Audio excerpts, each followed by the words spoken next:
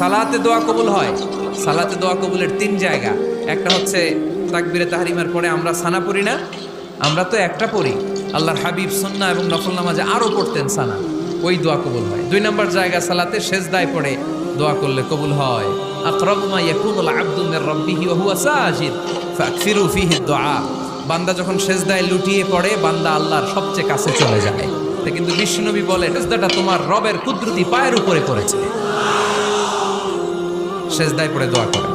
সালাম ফিরানোর আগে বিশ্বনবী দোয়া করতেন, লা ইউসাল্লিমান্না আহাদুকুম হাত্তা ইয়াতাআওয়াযা মিন আরবা'a।